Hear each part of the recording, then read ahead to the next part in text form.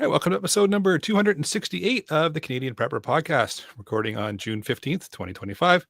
My name's Eric, host of the show, based in Southern Ontario, hunter, target shooter, ham radio operator, and of course, computer geek. As a first responder, witnessed an over-reliance on emergency services during major events and started a small preparedness company to help people get better prepared for at least 72 hours, if not longer.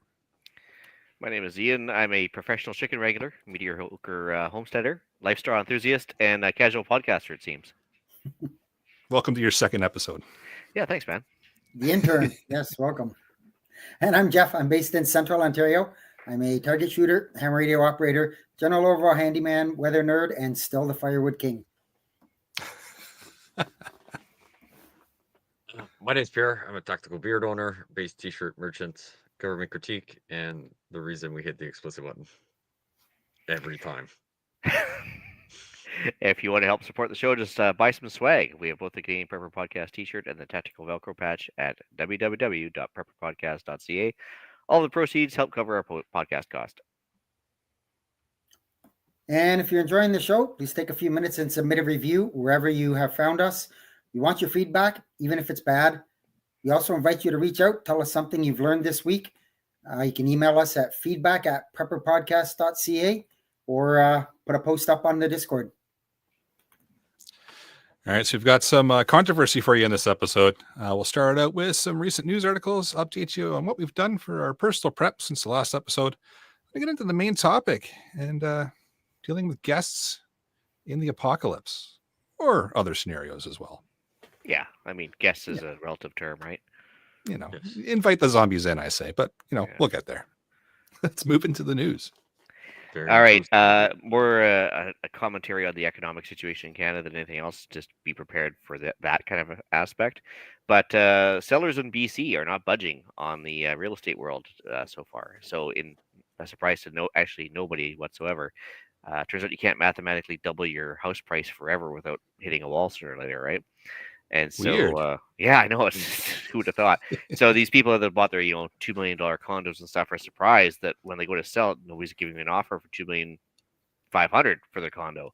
And so they're like, yeah, well, we're not lowering our price. And so, lo and behold, they have the highest inventories of houses for sale ever. I don't think they've ever hit this level before now. So they're just nothing's moving, but people keep listing stuff. And so the inventory right now is huge in BC because nobody wants to budge on price and nobody wants to buy it. So something's going to have to give, and I have a feeling that those $2 million condo owners are going to be $1 million condo owners before long. So, there'll be a government will come in and take it and become housing, and we can all pay for it with taxes. Ah, jeez. Yeah, don't give me any ideas, okay? Don't worry, I'll edit that part out. Yeah. Sounds good. Other local news, Squamish, so just across the strait from me right now, fairly close to Vancouver. It's kind of between Vancouver and Whistler, the ski hill. There's a town of Squamish, and it's about it's roughly 100,000 people, I think. They've declared a state of emergency because they had a fire that started fairly close to town, but it's doubled in size a couple times now. And so a lot of people are on evacuation alert. Some people have been evacuated, but it is a major highway in and out of Vancouver. It is a major touristy area. There's only one road in and out of town, basically, kind of flows through it towards Lillooet. But anyways, long story short, it's a bad scene because there's a lot of people that will have to be affected by that. Anyway, so that's typical fire season stuff, right? Yeah, I was going to say there's been a lot of people affected by there's been a lot of fires this year, big ones. And I noticed there's a lot of them closer to towns, right? And so the one behind me that we'll talk about later here was started by humans. That one, they're pretty sure was started by humans. Everything else, so it's like, I can't remember where I read it that there were 22 fires, and they could confirm that 19 of those 22 were human-caused fires. But don't let the media stop from using climate change as the reason. Oh, yeah. Well, global warming, clearly. It's just crackheads dropping the hot lighter in the dry grass. But, or people looking for job creation or whatever. Like, you'd be shocked at some of the reasons, right? Oh, yeah. Yeah. It's... Well, I've got a couple. There was a pretty significant chemical leak in Ohio last week. I'll get the name of the town here. was just it was a bit of a smaller town, but they had to evacuate the whole town. They put up a 4,000 square mile no-fly zone over top of the general area. So it was a leak of 3,000 gallons of nitric acid. So yeah, it was it's pretty nasty stuff. It was a 5,000 gallon tank, and of course 3,000 leaked out. They still say that it's unclear what caused the leak. Well, duh, it's not gonna be that hard to figure out. Breaking Bad is just coming back with another season. Yeah. So yeah, it was the town of MacArthur in Ohio, south end of Ohio, about 30 minutes southeast of Columbus. They evacuated the whole town, 216 residents and a bunch of other areas. And anybody else that was close, of course, told them to, keep their windows closed and their doors closed and turn off your air conditioners and whatever. So, yeah, good times. You always have to be ready to go at a moment's notice. That's kind of why I threw it in there, is you never know what's going to happen, and you might have to bail at a moment's notice. So it's true. Especially if the wind's blowing too, right? Yeah. I'm surprised they did such a big no-fly area, but there was nothing about like redirecting traffic. At least not in the article. Yeah, that's like what you said, 4,000 square miles. Yeah. So I mean, they could just be like a 200-mile swath, like long, but only 20 miles wide. So they could probably work around that or something, right? Like it depends on the shape of it or whatever. But I mean, if it's a minor town, it shouldn't affect it. I wouldn't think. But yeah, the plume of the smoke, they said, was going in a northeast direction and dissipating. I'm assuming they just didn't want planes anywhere near it. It's acid. Even though it's in the air, you really kind of don't want that on your plane. You don't want the wings falling off hours later. So that would not be a good thing. So, they'll just do that on their own. Yeah. And the next one I've got, again, try not to be political, but it is what it is. You've got Israel and Iran trading rockets and bombs and everything. Been going on for 3 days now, and lots of rhetoric going on. I wouldn't be surprised if at some point you get a couple of lone wolf attacks in the United States by Iranian dissidents and people who are there that shouldn't be there. And I wouldn't be surprised. They've already threatened the U.S. and U.S. keeps claiming that they had nothing to do with it, but now they find out that they did have advance notice, and they told their embassy people to go home 2 days before the bombs happened. And there's just all kinds of just stuff we don't need going on. So, So the question is Iran going to run out of drones before Israel runs out of Iron Dome ammunition, or vice versa?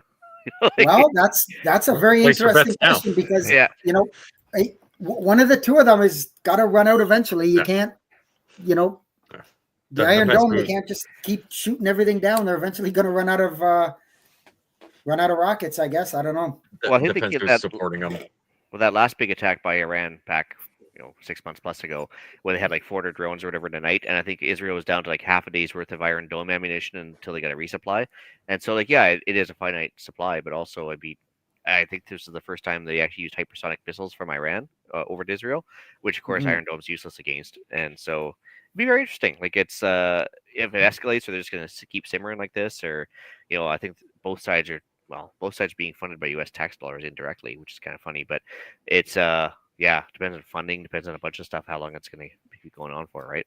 Yeah, and like I said, there's all kinds of stuff out there. You never know what's true, but that apparently Israel wanted to take out, like they took out the military leadership in that, but they wanted to take out like the top leadership, like the president and all that stuff. And rumor out there is, believe it or not, Trump said, I don't want you to do that because you're only going to make it 100 times worse and it's already bad. Who knows if that's true or not, but anyways, it is what it is. So, but I mean, in his one speech there, Netanyahu did say that he was looking at regime change. Well, the only way you can do that is to eliminate the top. So I don't know what's going to happen. Yeah, times are interesting. Yeah, especially when we don't know how much nuclear capability Iran actually really has. Like, did they stop it before they got there, or are they already there and they're just waiting for the right time to drop one? I don't know. Or drive one somewhere, whatever. Yeah. Yep. Yeah. Yep. Or do they have enough to make dirty bombs that are not so much nukes that are getting sent? And now we're going down a whole other rabbit hole that we should avoid. Yep. Mm-hmm. Well, on that uplifting note, maybe we'll move into what we've done lately for preps. I am still doing yard cleanup. I am almost done. Still working on the firewood, and that's going to be ongoing for quite a while. There was so many trees down, but that's You're gonna be okay. ready for like a decade. I'm not complaining about that. Did some fuel rotation and did unintentional generator tests because I had another power outage for about 18 hours. So everything. Yeah, that was kind of random, wasn't it? Well, it was because so the power went out, and I found out that down the road from me and on the other side of the major highway, somebody had knocked a pole out. So I'm like, okay, well, that kind of makes sense. But a friend of mine lives just down at the bottom of my road, which is halfway between me and where the pole got knocked out, and she never lost power ever. So I don't know. It was weird, but prepared. Okay. I finally relented and fired up just the small generator. I didn't need to run the big one. I didn't need water, and I fired the small one up to run small stuff. I did plug the fridge in eventually, but so I could have my router and my TV and my laptop and stuff like that to break the boredom. And again, when the power's out and it's dead silence, you hear absolutely everything. So it's true. Yep, for sure. Well, myself didn't lose power, which is, I'll take it. Just strange. It was Jeff lost it, but I didn't because we're not that far apart. Started building out a new EDC bag because why not? So started to build that out. Surprise, surprise. I have comms built into it as well. Of course, there's a radio pouch because it wouldn't be an EDC bag without a radio. And then came across these guys here, these little pale blue batteries. They're USB-C rechargeable lithium-ion batteries. And I'm starting to build those into my packs now because why not have chargeable batteries instead of non-reusable ones? So I'll try them out, see how they go. If they work well, then great. And if they don't, I'll let everybody know. I think that's fake news. They look dark blue to me, not pale blue. Yeah, I kind of thought the same. Like they came in like a black wrapper, and the blue is more dark than it is pale. But then they write pale in white, so that kind of offsets it. Sort of. Bad marketing. Yeah, but hey, check them out. See how they go. Just call them Pepsi batteries. That's right. Good, yeah. Why not? Yeah. Why not? Well, I got to review my evacuation preps for a couple of reasons. One, I mentioned to you guys I had the fire behind my house, so about 5 miles behind my house, out in the sticks there between myself and the other side of the island. Basically, a fire got kind of just randomly started by people, I guess.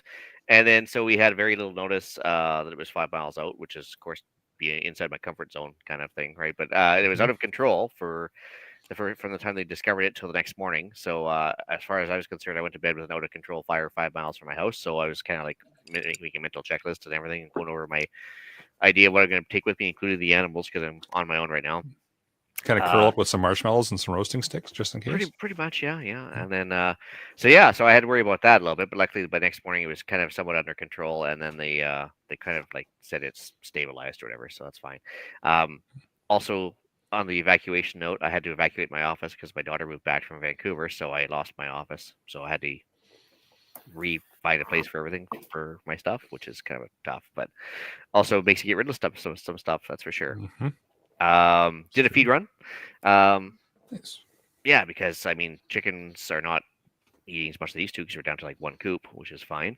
But the other problem is too, because we're not really driving very much anymore. We don't really go too many places, and so my fuel stocks, I had to actually reduce my fuel stocks because it was going bad before we got to it. And now I'm almost on a continuous fuel rotation because it kind of supplies us with what we need just by keeping the fuel rotated. And so I really don't go to the gas station for my truck anymore, which is kind of weird. Quad maintenance. So I had to change the oil today, did a couple other things. Chainsaw maintenance. I couldn't get one started when I was trying to do some firewood work today, so I had my backup chainsaw. Luckily, 2 is 1. So yeah, I was still able to do that. Fire prep. I was just cleaning up some stray branches and leaves from the windstorms over the winter, making sure that if there is another fire, it has less fuel to play with in the yard. Yeah, cut some overhanging branches on the power lines.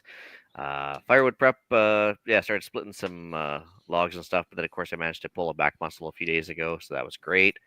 So I kind of had to go on light duty after that. So I thought, well, why not go do a range trip? So that was good.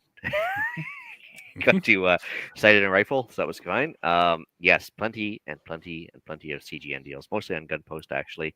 I feel so much better now. I was waiting for the CGN deal. Yeah, Yeah. but Finally.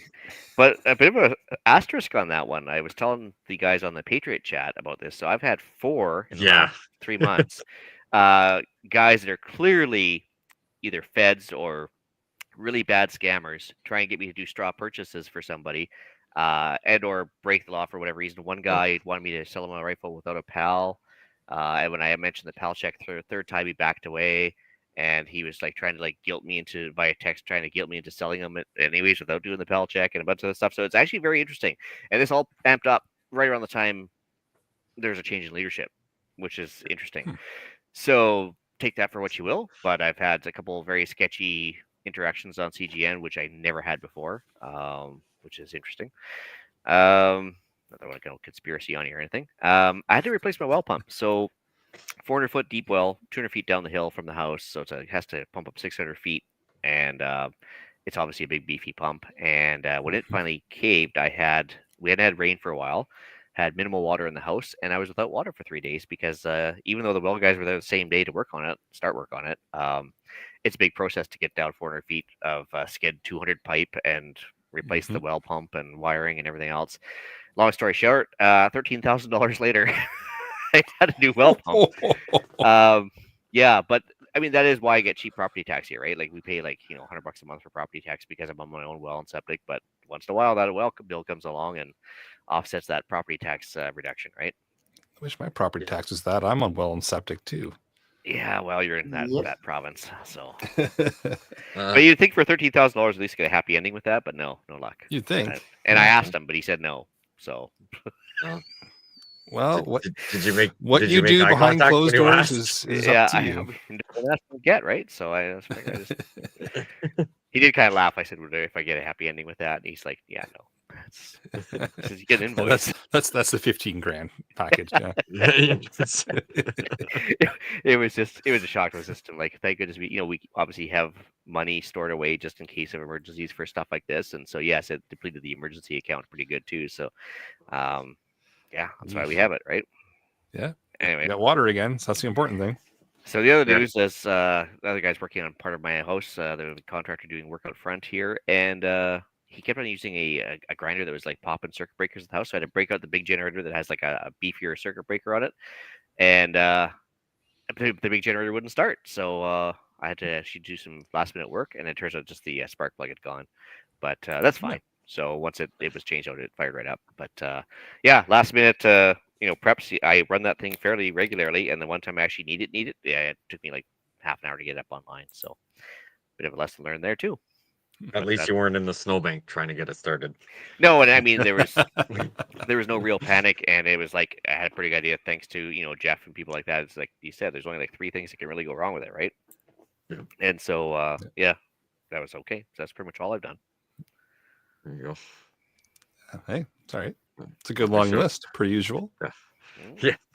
That's because he never fucking shows up. Yeah. Even when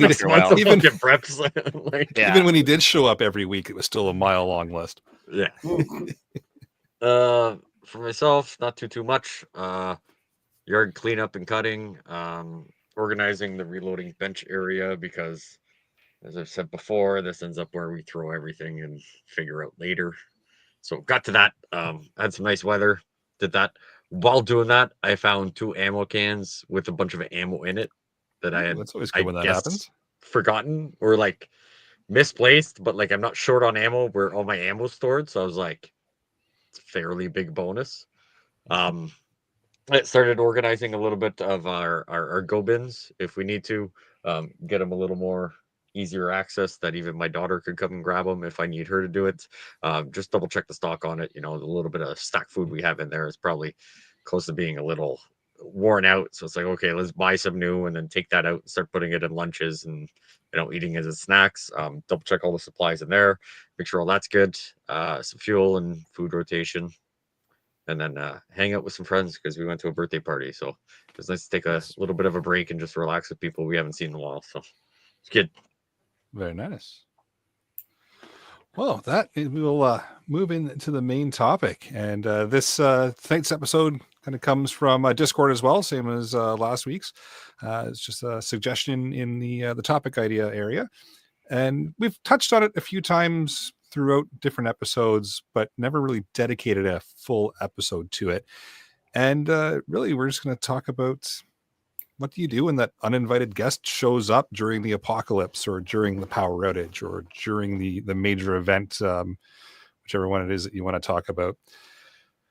Do you kick them out? Do you bring them in? Do you have a plan for it? Triple S. Just saying. Yeah. It's whatever you want to do, right? Yeah. Triple S. Better than double S, but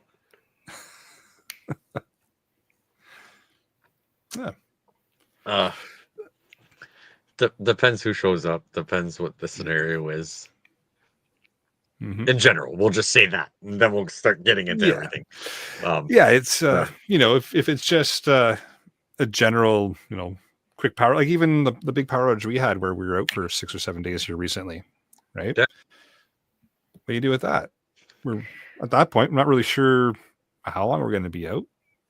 Could be a few more days, could be another could be another week. We really didn't know.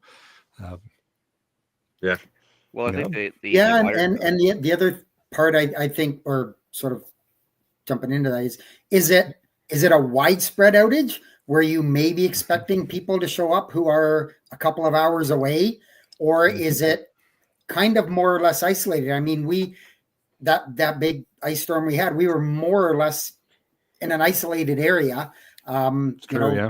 People a couple hours away were unaffected. So maybe didn't even know it was happening. Yeah. Well, they knew they had Facebook and TikTok. That's easily going to cut down on people potentially knocking on your door. At least in my case, my family's at least 2 hours away from where I am. So unless it's something that's going to be affecting that area, I wouldn't be expecting them. And considering they're in Toronto, if all hell breaks loose, I don't think they're getting out anyways. So, it's all going to depend on, again, we always say when something like this happens, very first thing you need to do is your intel, right?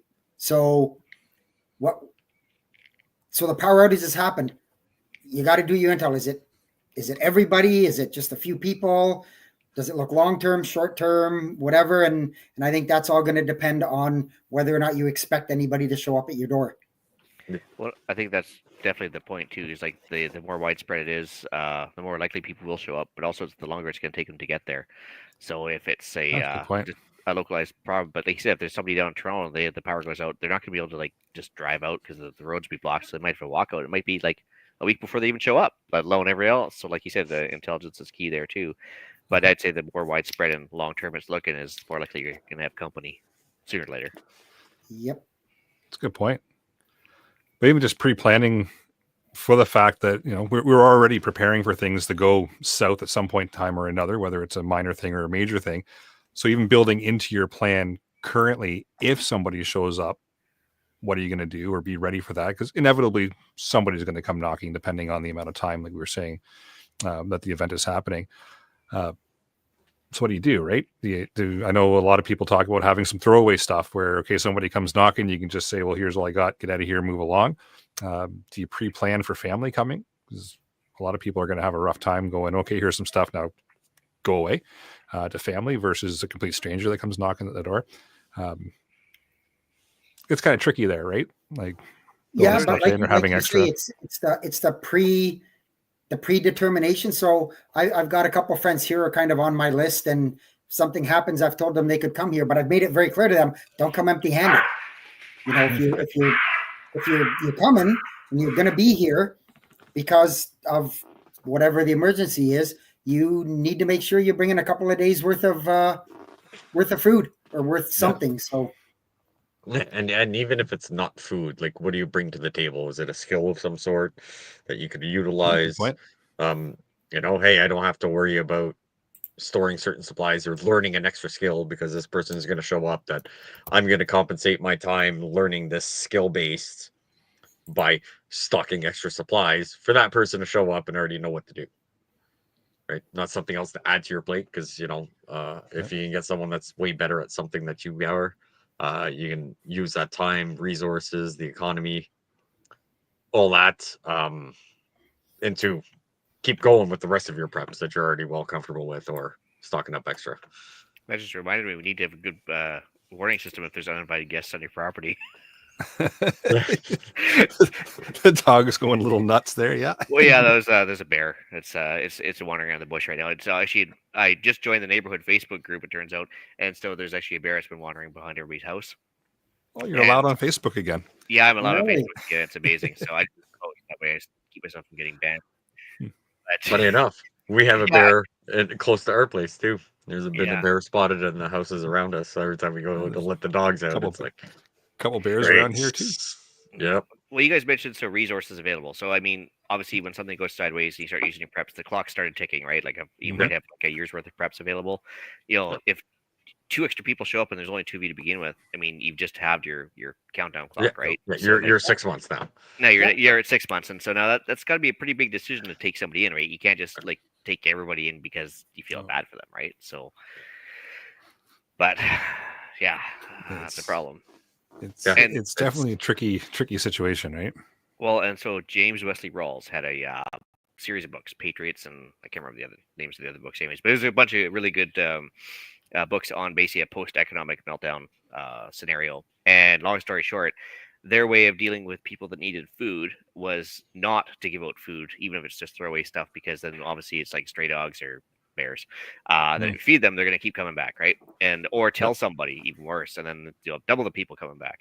And so what they would do is they would actually like give what they want to give to a neutral third party, church, community center, whatever, and say, listen, we don't have any spare food, but I know that the community center is giving away food. You could go bug them, and that way it kind of took the heat off them, and they weren't known to be the people having food. It was actually directing the people somewhere else, even though they were the ones that donated the food. And so I think that's just a good way to kind of deflect a little bit. It kind of obfuscates your ability to maintain some kind of normalcy, but still being able to give back at the same time. I like it. Yeah, you're able to donate, so you don't feel bad. You give them a known option that's going to be productive. Yep. And you're at de-escalating any conflict that might happen at your gate too, right? I like it. Why would I feel bad? Well, some people would feel bad. Okay. Not everybody, but most. Okay. Saying, I'm like, yeah, no, it's a good. I like that angle. That kind of, like you said, takes the heat off of you, but still gives you the warm and fuzzy that you've helped out somewhere. But especially with the short-term thing where if it's a short-term thing where you can help out because you know that this resupply is coming, like Hurricane Katrina. It's bad, but it's not forever, and you have 2 years worth of food. Well, then it's not a big deal if you give away 6 months worth of food for a couple of people because that it's not widespread, right? Well, and it also takes away nobody's going to come looting your house. They're going to go loot the community center, which is it's no longer your problem.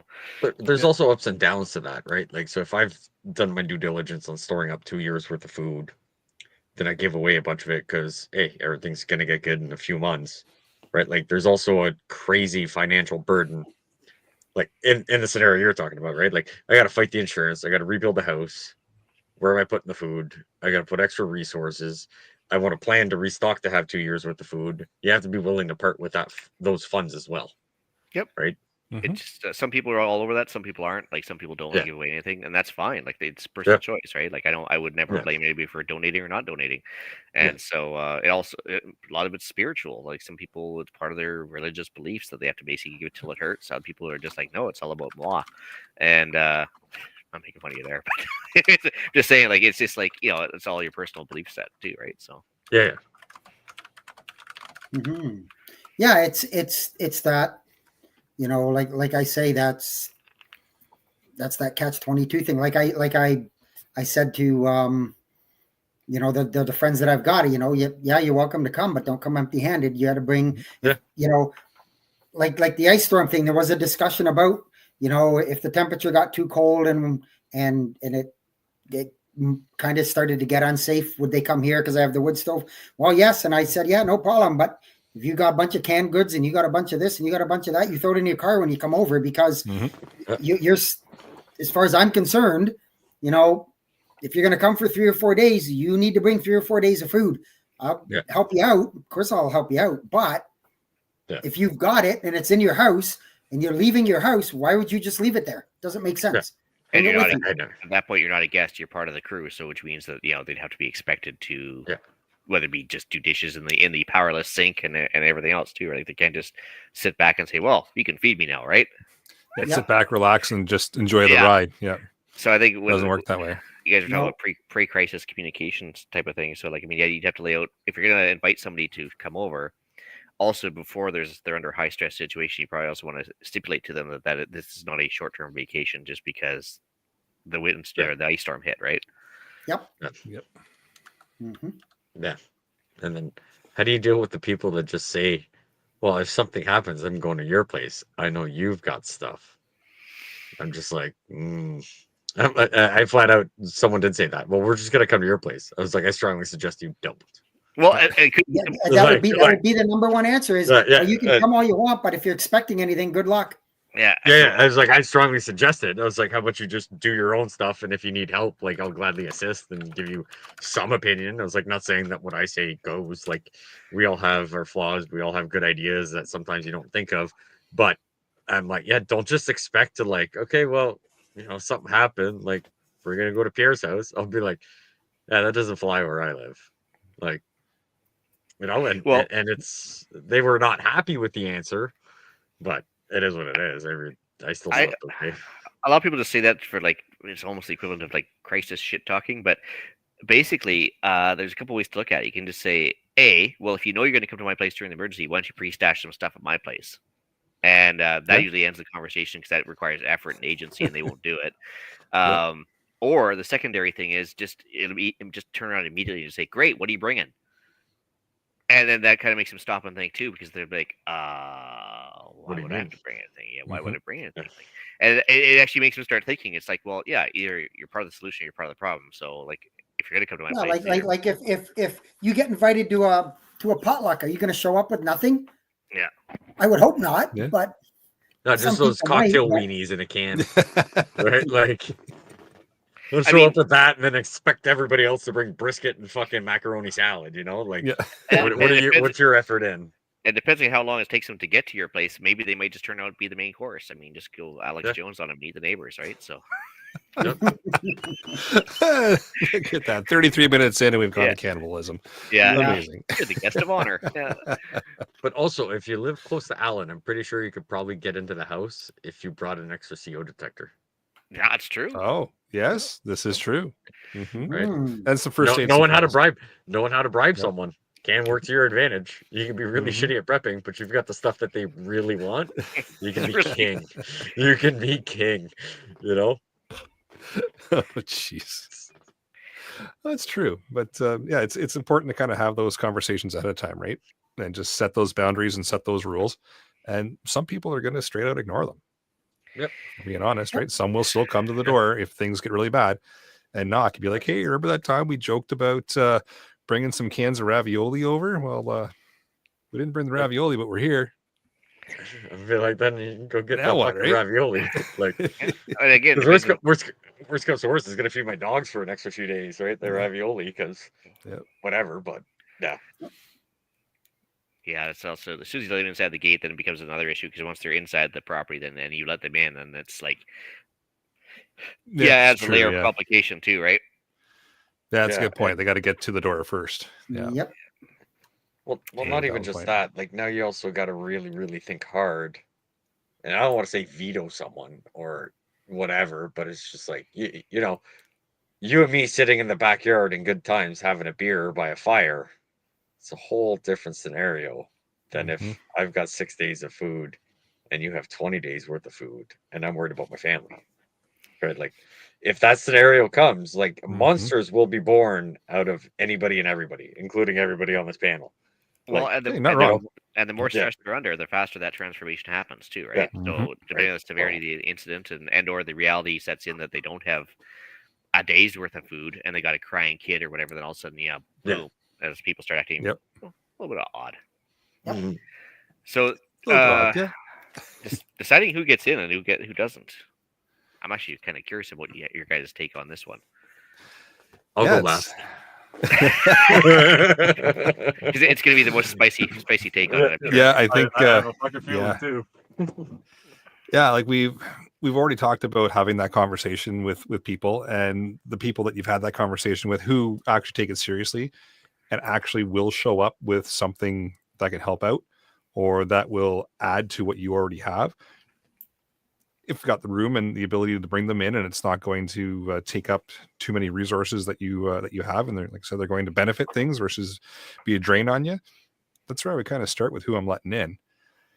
Well, the problem is too is that you can have a doctor show up at your door, but if you already have 5 doctors, do you really want a 6th doctor and you don't have a small engine guy? You know what I mean? Like, so they're but the doctor's only good if someone's hurt. Exactly.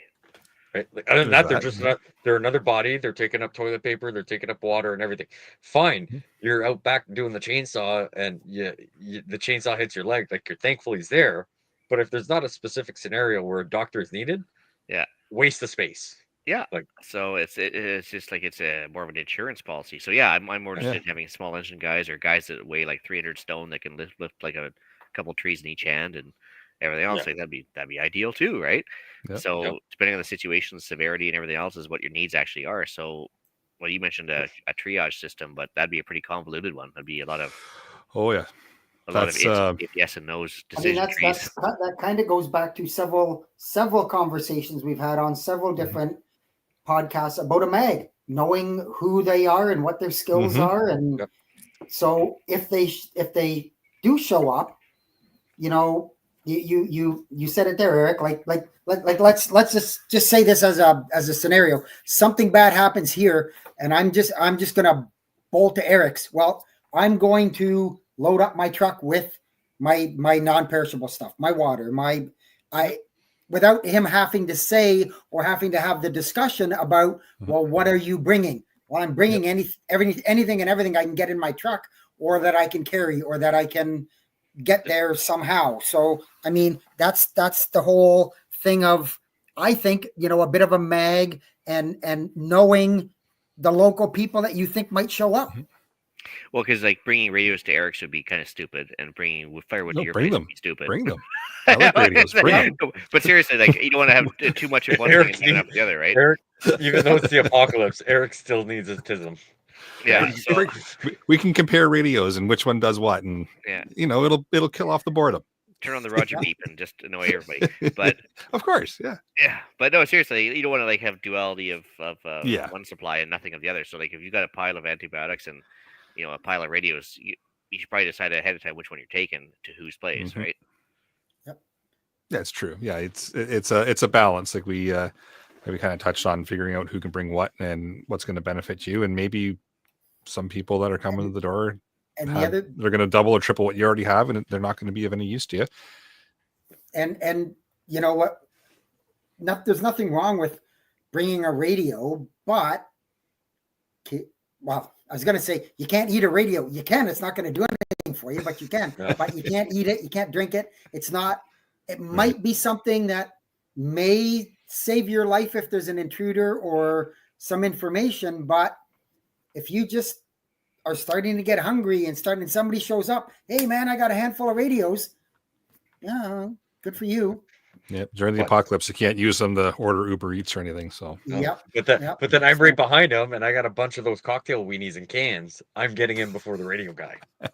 and you can use those cans with a rope and make a radio. Yeah, exactly. Right. Yeah.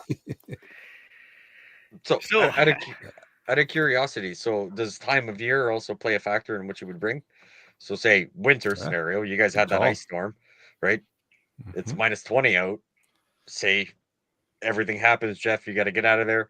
Do you have your go-to freezer stuff that you could throw in the truck? You're going to park in his driveway. It's minus 20. Leave it in the truck, right? You don't have to worry about the freezer. You don't have to worry about all that stuff. Like, do you have seasonal preps that you concentrate more on? Like, oh, it's summer, I'm going to bring cans because, now we have to have the generator to keep the freezer cold or whatever, or it's minus 20. Take I've all the got a good bit of stuff out of the everything, freezer. but Yeah. I mean, again, it all depends on the scenario. I know that Eric's got the whole home generator, so probably even in the middle of the summer, I could throw frozen stuff in the back of my truck, and by the time I got to his place, it's still going to be frozen, and just toss it all in the freezer.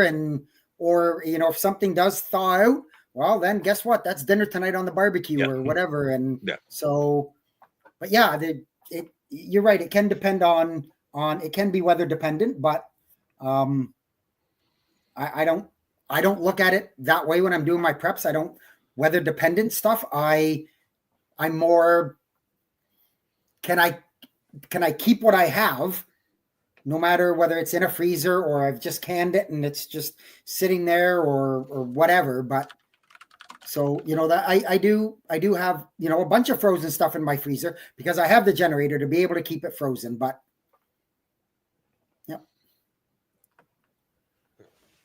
cool. My favorite subject coming up here, trust issues, because I have lots of those. So yeah, you actually mentioned how well do you know the people showing up? Like, that's true, because like Eric and Jeff might know each other fairly well, but maybe Jeff doesn't know about Eric's Friday night furry parties or whatever, right? So like, if all of a sudden he's got a bottle of Diddy oil and you don't know about it. You're not supposed to talk about that, but anyway, no, I mean seriously. So like, you let somebody in under your roof that you think you know well, and before you know it, it turns out like, boy, he might be abusive to his wife, or she might be like a klepto or whatever, and like the dynamics can change real fast once you're sharing a house under stress, right? Yeah, even just the stress alone can completely change. Change a person, right? Things can be completely different. And not only change them, but make them useless because they freeze, they get scared, they get they're not. And so you're trusting them to do this thing, but they're like their mind gets all screwed up because of everything that's going on, and they can't think straight, and they just end up being deer in headlights for the rest of the shitty time, right? Like during normal times they can rebuild a generator with their eyes closed, but the second you put any stress on their shoulders, they can't figure out what a 10 mil socket is. And I mean, don't get me wrong, where they are. Everybody's going to be affected under that stress 100%. To some sort of a level. You cannot be not affected by it. Yeah, you have the ability to power through it and still kind of be functional. And you're not going to be 100%. Nobody is, but are you still going to be functional, or are you just going to shut right down? And I guess we're really not going to know till it happens. But you kind of hope that person isn't one of those just shuts down and goes and sits in a corner and eats all your food. Well, there's also where a good dose of leadership skills comes in handy too, right? Like if you're able to manage personalities, or even limit conflict. Not that I want to refer to fiction again, but there's that Lights Out by Half-Assed, another good book about EMP. This one, and they had a guy that basically it was a subdivision that kind of all turned into this last-minute mag. They didn't really know each other that well, but they all had skills, and they kind of like closed off the gates to this subdivision. Long story short, the one guy got voted off the island. And of course, in the first few weeks after the emergency started, everybody had shared what they had, meaning like skills and supplies and everything else. This guy gets voted off the island. He finds a local gang of thuggers basically, and decides to invade the subdivision, know exactly what everybody had, and picked exactly which houses to hit first because he knew where to get the stuff. And so sharing information too fast can also be a problem, right? Yeah, that's a good point. Yeah. Being trustworthy. That's why people suck. People suck during the good times. Imagine when it's like bad times. Double suck. Yeah. Yep. But yeah, it does bring into the picture just the balancing of those personalities and kind of figuring out who's going to fit in your group and if they are or aren't going to, right? And all kinds of fun things you got to think about that maybe you wouldn't necessarily think about. Because dealing with people, like we said, people suck. They double suck in bad situations. Yeah, and right, like everybody's probably got that scenario in their mind. Let's say we'll call it the elephant in the room, that like you've had a really good neighbor that like every time you need a hand because like you're fixing the fence, he's there to help. Like, he's there to give you that extra hand, just someone to chat with when you're just had a long week or whatever. You're gonna feel a lot more obligated to allow that person in during these times, even though they bring nothing to the table, right? You have that factor where you feel you owe it to them, right? And you have to be able to separate the two. Where if you like your neighbor and he's always there to help, like try and convince them to prep a little better, keep some extra stock I was there. just about to say that if they're that good of friends, Yeah, have that talk with them. Yeah, and I mean, we all have people, I'm sure, that you bring that up and they're like, oh, you're one of those. And it's just like, it's not worth having the conversation, but they're still good. They're fun to have a barbecue with. Fun. The kids hang out and you can sit by the fire and have some water, have a beer, have a whiskey. Kids are hanging out or kids are having a sleepover in the tent. Like, they can still be good friends like that. But like, but you got to be able to separate well, you've helped me. So now you feel it's owed when it gets to a scenario where I'm taking food out of myself, my wife, and my kid. Right. And a lot of people probably just want to avoid that scenario all in all. But it is something you do really need to keep in the back of your mind. Yep. 100%. Speaking of people being shitty, sanitation. You brought up a good point there. Yep. So my septic system, not my well system. I mean, well's bad enough, but the septic system is designed for a family of 4 in this house. So if also you have 12 people living here because you're like hunkered down, that septic system won't last. And you plan on pumping it next year, not this year. Of course. And that window has shrunk way big, right? If you just got it pumped, okay, you're probably good depending on the scenario. But if you're like, oh, well, the pump guy is coming in 3 weeks. Yeah. And then they don't know they can't put smaller. And before you know, they're putting like feminine napkins and condoms and everything else down all the kinds of stuff they can't put down. Yeah, because they don't know, like bleach or whatever, and it's just like, So yeah, like can your system handle more people that might not know what they can or can't do with it, right? So the well's bad enough because the well's for me is 2.5 gallons a minute, but it's got like a bit of a stockpile in the tube, right? But it's if you had people just sucking that well dry all the time because their water needs to go through the roof because there's like 15 of us here, well that's a problem too, right? Yeah, that's actually a really good point. Toilet paper for the 2 of you, there is a big problem there too. What's that? You don't have enough toilet paper. That's an issue. Oh, well, see, people knew about that last time with COVID, right? That's the first thing they went for, right? Like it's true. They were just thinking ahead. Yes, that's right. Not shit you can put in the freezer. Yeah. We're going to bargain with rolls of toilet paper. I'll give you 3 rolls of toilet paper for your steak. Like, no, fuck out of here. I'll use my sock before I give that away. So just stock up on sock. There you go, problem solved. It is a good point that Ian brings up, though, and a lot of people wouldn't think about that, is your well and septic system, if it can keep up or not with the additional people and even the other resources in your house, right? Like, so additional people can the systems there handle it? Or that's a really good point.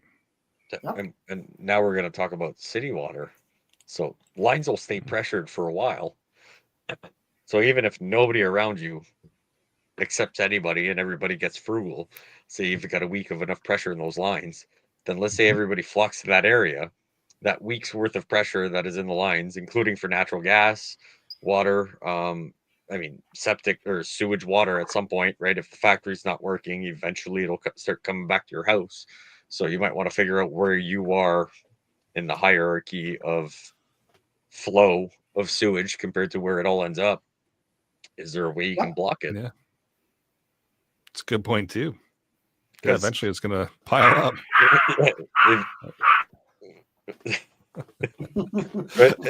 But so now we're talking, you're 2 weeks into a scenario, no power, this, that, limited services. Now all of a sudden, right, you're at the bottom of where all the waste goes. Yep. Now it's coming out of your shower, it's in your basement, all these things. nobody wants to deal with it. That's the one thing. I'll learn to do almost anything in my house except for dealing with sewage. I'll run new water lines. I'll run new sewage. Second, there's a pipe that's been used for sewage, I will fucking pay someone. I'm done. Well, it's a shitty I job. don't. Yeah, no, It is a shitty like job. I don't like. I will do anything and everything in the house. I'll get on my hands and knees and scrub all the floors and everything. I avoid cleaning my own toilets. Don't like it. Mel's like, oh, I could do that, but I can't do the bathtub because, like, her injury and getting up and down. I'm like, I'll do everything in the bathroom, and you just do the toilet. That's all. Like, And that's where it's one of those come in. things. Personalities come in, 'cause I mean, I used to work the back of a septic truck, and that smell doesn't even bother me anymore. I'm just like, whatever.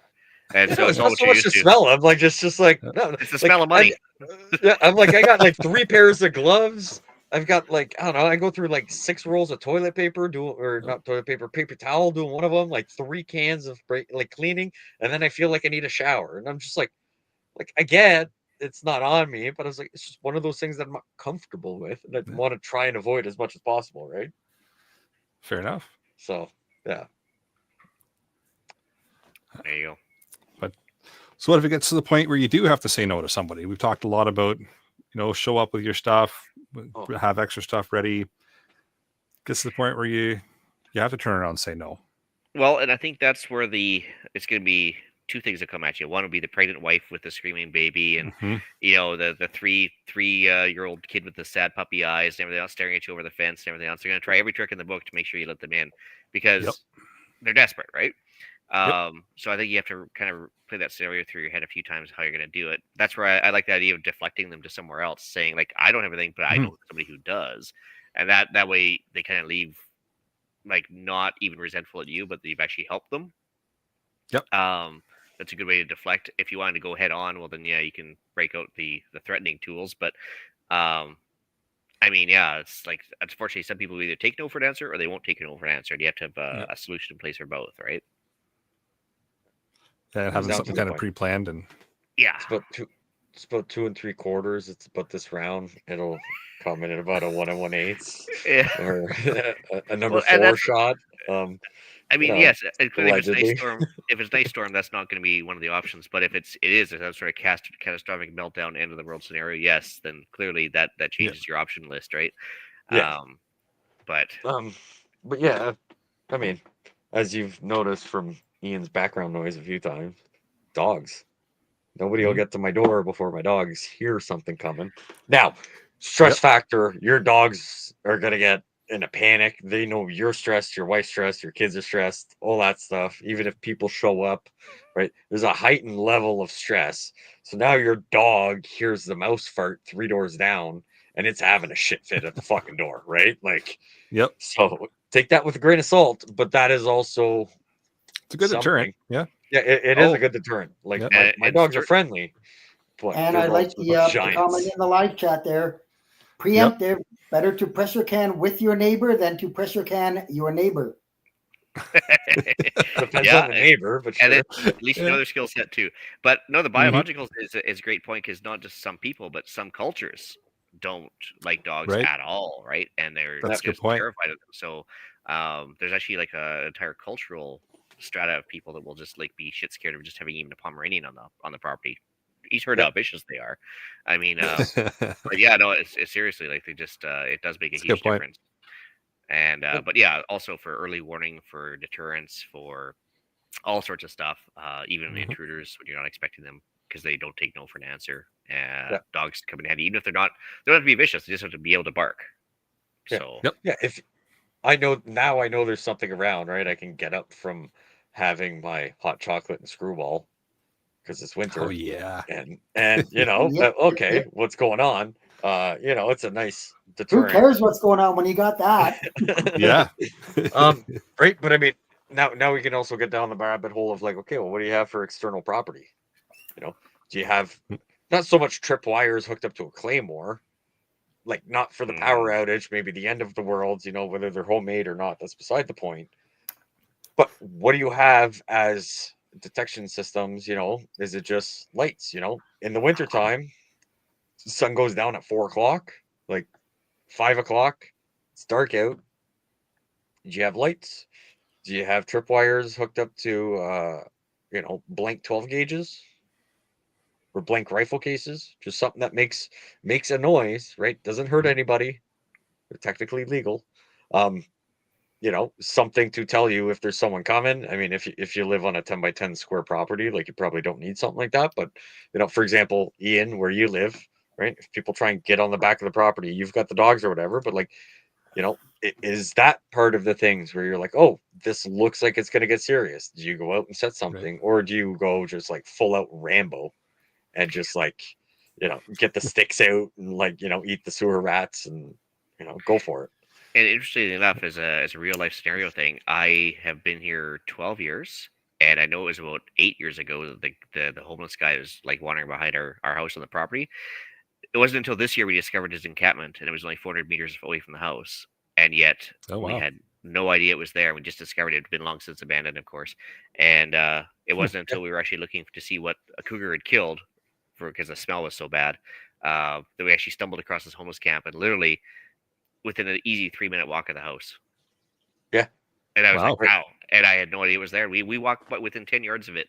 The bush is so thick there, though, but we literally walked within 10 yards of it daily and never saw it. Yeah. Amazing. So, yeah, people can be right underneath your nose and not know it. So, yep. Interesting. Justin brings up a good thing. He has a gate alarm. Well, that only works if the power's going. Right. In a scenario, fine, you've got a generator or whatever, but I mean, think long term, right? More than just the fuel you have or whatever. Like, it's good to have now, but like, you got to figure something out for when that gate alarm doesn't work. True. And I'm not when people know it's there and they just bypass the gate, right? Yeah. Right. Yeah. You can almost bypass anything, as we all know. Right. And I'm not saying go buy a dog just because in case your backup, if the backup gets whatever. But that's good. But what happens when you run out of batteries? You charge them. Well, I mean, right. And I mean, these are not like the similar ones as like you have a flashlight on all night. So you're going through batteries way more. But like, let's just say for whatever reason, all your batteries blow up. Or, you got a ship batch. So you've got 50 batteries and only 3 of them work and you need 4. The tinfoil thing works. But that's beside the point. In there. But I same. I've got solar battery or solar lights in my backyard that we've just screwed to like certain corners. So when we let the dogs out, depending where they go, and they kind of let me know. I think we spent $30 to get 5 of them. They're like 6 years old. These things look like they should not be working, and they work fucking amazing.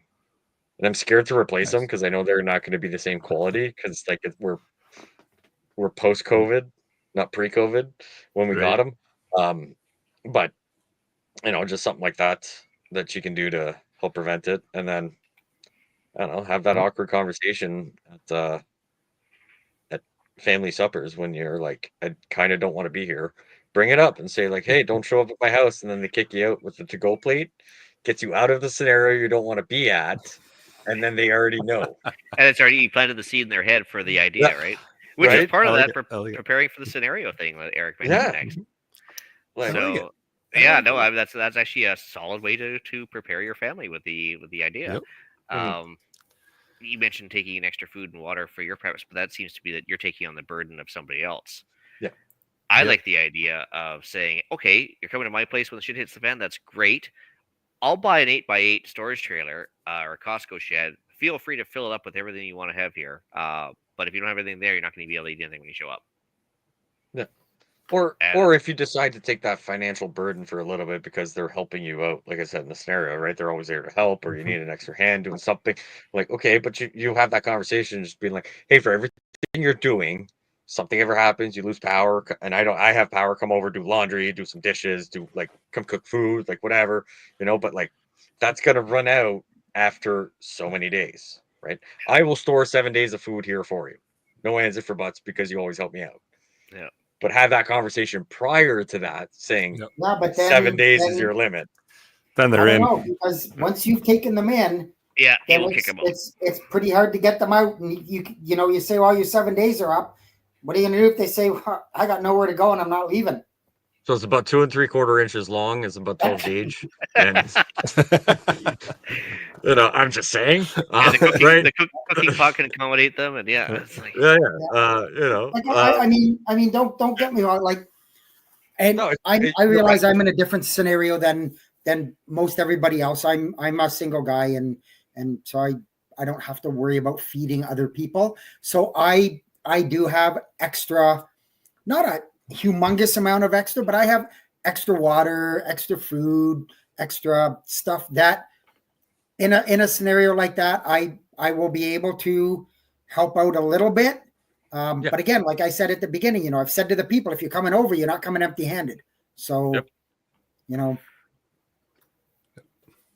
because it turns into a stressor, right? Like Eric mentioned, the psychological toll here coming up is that, the minute you turn somebody away, you're still going to feel bad, even if you're in the right and it's logical and everything else. The only person that can get rid of your guilt is you. So, I mean, if you've done everything in your power to do it, then obviously, that should take care of the guilt aspect. But resentment is definitely from the other side of things, though, too, right? Like, you turn somebody away, they're going to hold a grudge for whatever reason. Like, even if it's a short-term thing, like you've taken in 3 other couples because the power's gone out for a week, but you don't let somebody else in, and it's only a week's emergency.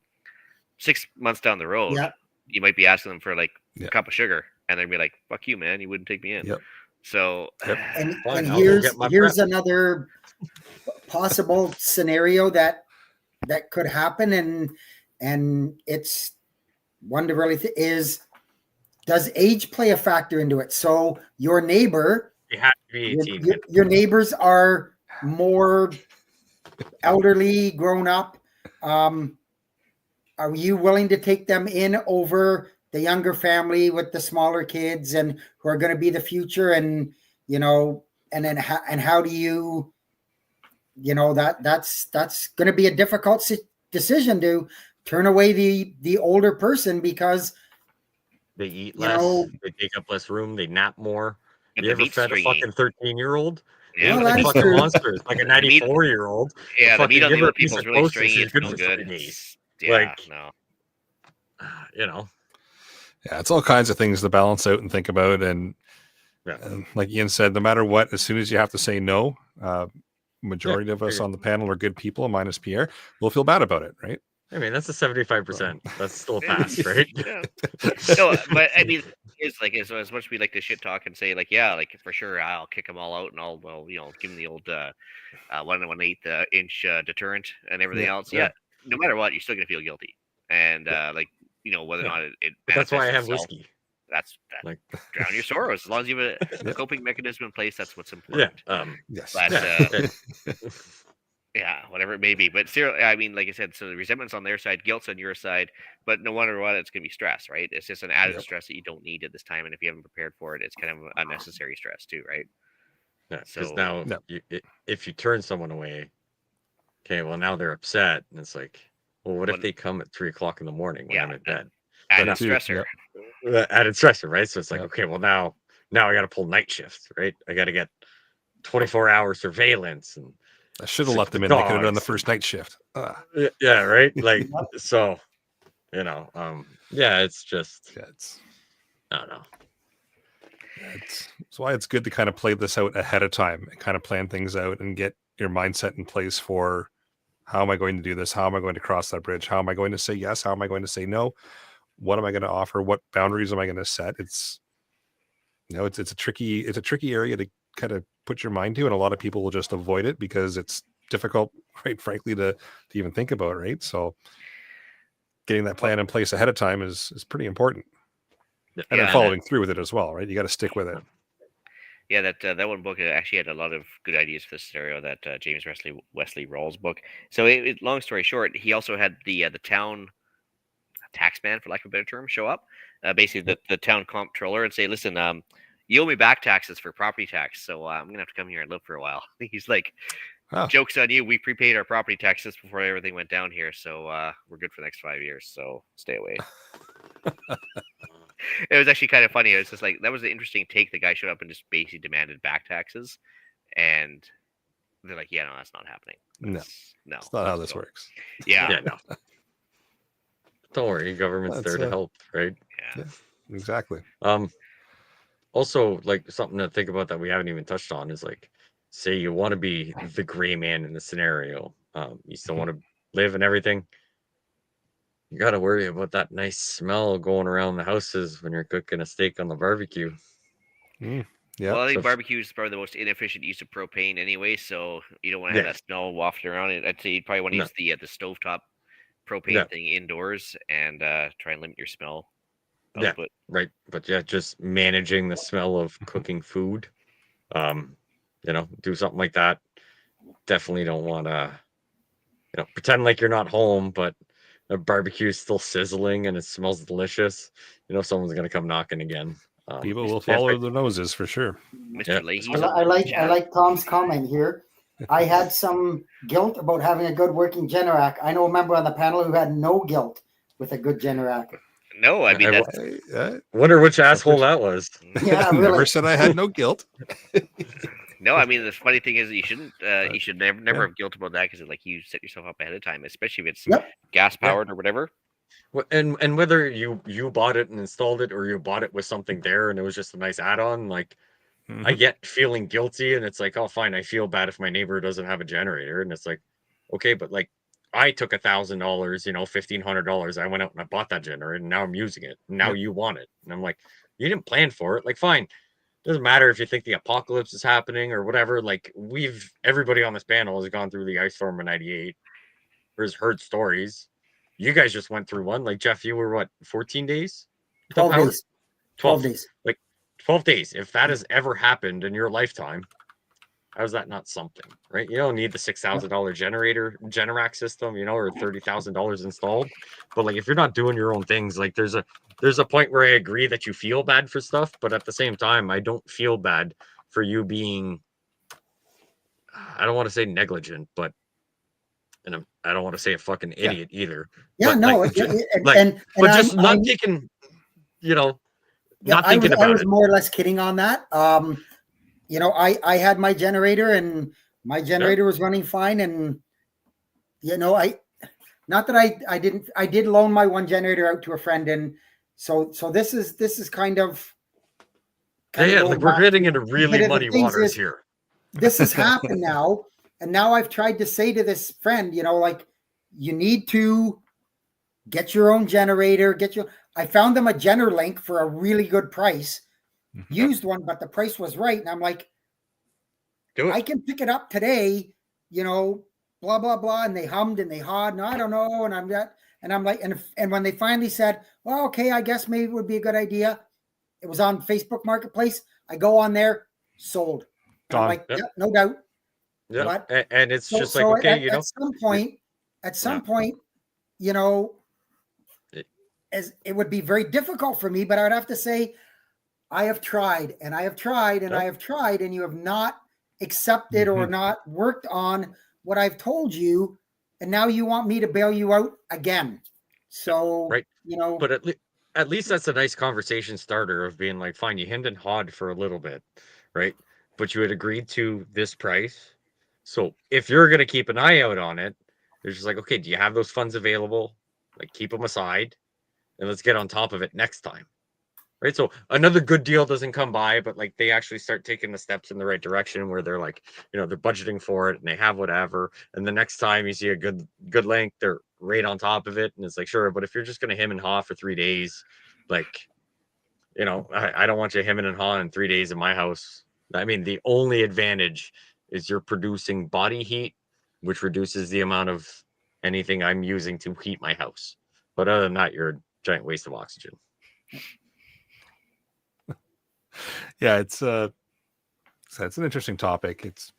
I didn't feel bad about having the Generac, but I set myself up for, like I said, set yourself up for success, and all you can do is try to help other people out and kind of show them some scenarios or things that can go wrong, and they choose not to listen. And choose not to listen. You said, Eric, you loaned your generator out to I did your portable generator out to a friend. I did. Has that friend now got their own generator? They went out and got a new one. They needed one that was more powerful. So they okay, because I was going to say Ian's dogs. If they didn't, the next time they come to you and say, "Hey, can I borrow your generator again?" Now you're kind of like, but if they bought one, good for them. So, Yeah. Oh, 100%. Or Yeah, at least they're on the market anybody, and they're taking it seriously of like, planning for. Not everybody has, $1,200, $1,000 to go drop on a new generator, but they've got a budget and you can see them going towards it. And the next time it happens is, okay, I'm good, but like you got to replace some gas and you're going to come over and change the oil for me, Yep. and then when the budget allows it, right? Like everybody says like, oh, next time it's no good, but like you do need to take into financials, if they're serious about actually taking preps. Yeah. Not saying that, if you lose power in 4 days after the first power outage, oh, you didn't have $6,000 to go get all these things, I'm not helping you. But if you see them actually putting an effort in and you're good, then yeah, 100% I'll help. Yeah. Yep. Yeah, it all kind of comes down to trying to educate people, get them kind of in the same mindset, figuring out who you're going to let in, who you're not going to let in. It's a delicate balance that's going to wear on you. There's going to be some you're not maybe necessarily going to make the right choice every time. Won't know until we get there, right? Yeah. Well, he's been good on the live chat tonight. He might need to come on the show. PAEMTFF9. He says 100%. I send my neighbors good sales on generators, food, etc. If they don't listen to my important suggestions, it's not my fault. 100%. Yep. Yeah. Just like you live in a place called Tornado Alley and you don't prep for tornadoes, it's kind of on you. Yep. Yeah, exactly. Yep. Yep. Yeah, you don't have a bunker as Pat does, or some kind of an underground shelter or whatever. Then you don't have tornado insurance, and now you're putting a GoFundMe, and I got to part with $20. Fuck out of here! Like, yeah, well, it's dealing with people is always interesting, and it's never going to go the way you think it's going to. You just do your best, and try to do what you think is right, and go on from there. And actually, PAEMT brings up another one. Consider bartering. If you've got a good generator and you have a purple thumb and can't grow shit, someone else has got a green thumb. They've got they're retired. They don't go to work like you do and everything. You're doing all these preps. You've got everything. Yeah, you can take the generator, but like you're going to supply veggies, right? Now you can have a nice meal, not canned wieners like I brought to Eric's place. You can make a nice hearty salad or anything like that. Like just something you miss, like. Which is true to a point, but I also go back onto I've got that extra generator because I prepared for it. Now I'm giving away my 2 is 1, 1 is done. Now I'm giving it my backup away. And my generator ran fine for those 12 days. But what would have happened if it didn't? Well, there's a little thing. It's about 2 3/4 inches long. And saying, sorry, my generator, and I need power, and it's about 2 3/4 inches, 3 inches, or 3.5 inches. You load that bad boy up, and you get your fucking generator back. You have to go to Pierre's OnlyFans to see it, though. Apparently, I was in the pool. Ozempic would help with that, from what I understand. So. Oh, geez. Well, like I said, dealing with people, it's never going to go the way you think it will. There's always going to be difficulties. You're going to either make the right choice or you're not. It's a fine balance, and we're not going to get all the answers for you in an hour, but we wanted to kind of explore the area a little bit and kind of see what we could put out there and give some people just some thoughts to chew on and take away. So it's an interesting topic. I'm sure we'll touch on it again at some point, and I'm sure there'll be some interesting banter in the Discord as well in regards to this. I'm hoping for it, or feedback, right? Like not everybody watches it live, but people that listen to it this week or whatever, like let us know a scenario we didn't think of, or how you should just not. You should just avoid people more than I do. Just don't people. Yeah. Yeah. Yeah. On that but note, with that, I was going to say podcast challenge. All right. So make a list of who you could expect to support in an emergency or not. Adjust your preps accordingly and let us know what you did, because I'm sure no two lists will be the same. No, definitely not. Or with upcoming events, we could even discuss this at the annual Preppers Meet. It's coming up July 7th to the 13th at the Slovenian Hunters and Anglers Club in Allison, Ontario. It's always a great go. Fantastic location, great speakers, lots of great information. We might even do a live show from there if all works out internet-wise. We'll see. It'll be a whole lot of fun. So come on out July 7th to the 13th and check out the annual preppersmeet.com website for tickets. Jeff, you got a weather blurb. Yeah, so it's been a couple of weeks since we've been on, and it's been pretty interesting for the weather. There's been quite a bit of severe weather, mostly obviously in the Tornado Alley and that area of the United States, in Texas and Oklahoma and those places. And it's going to continue into next week at least. The bullseye or the target area is going to move substantially north with the change in the jet stream, and I'll talk about that in a second. So we're looking at a multi-day severe weather outbreak that's going to take place in the next 3 to 4 days over the Great Plains, Midwest, Ohio Valley, potentially into the Great Lakes. Main threat's going to be damaging winds, large hail. Tornado or two cannot be ruled out. Areas of Minnesota, South Dakota, Wisconsin, you're going to be under the bullet for Monday. And then Tuesday, it moves a bit to the south and the east. Kansas, Southern Ohio, Iowa, those areas. Wednesday moves a bit back north and east again. And now we're into the Midwest, the Ohio Valley and the Great Lakes area. Following that, next week, we're going to get into a scenario that they call the Ring of Fire. And basically what that is the jet stream, I mentioned it before, it's not a straight line. Sometimes it is, but most of the time it oscillates almost like an electrical oscillation. And what's going to happen is the top peak of the jet stream is going to be more or less getting close to the Canadian border.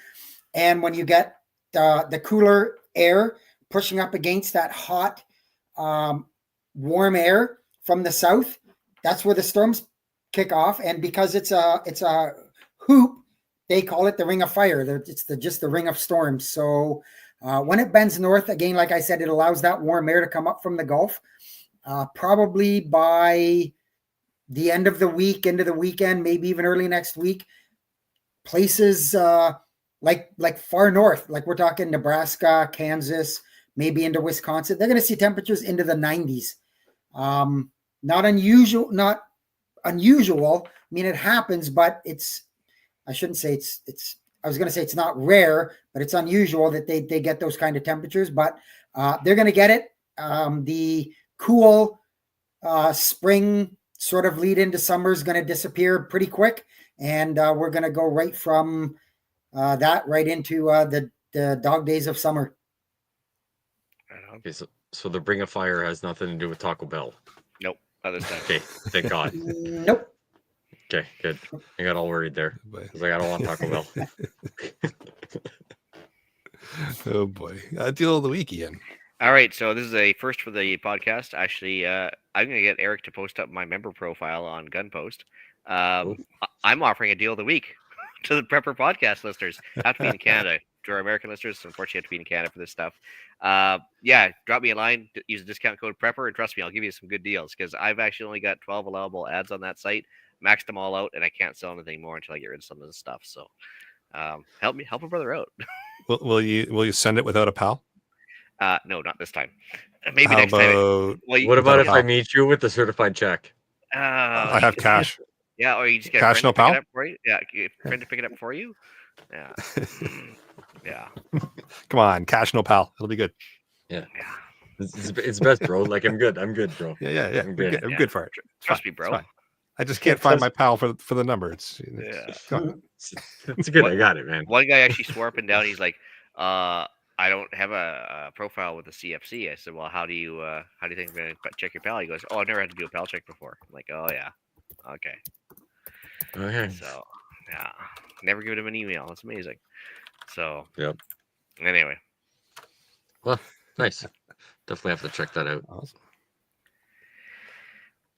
Cool. So do we want to do the email from Sasha? Maybe we'll skip that to next week because it's a little long. It's a long one, but we'll bring it into to next week's episode for sure. Yeah. All right. With that, I'll bring episode number 268 of the Canadian Prepper Podcast to an end. You can find the podcast on Spotify, iTunes, really any podcast app at this point. We're on all of them.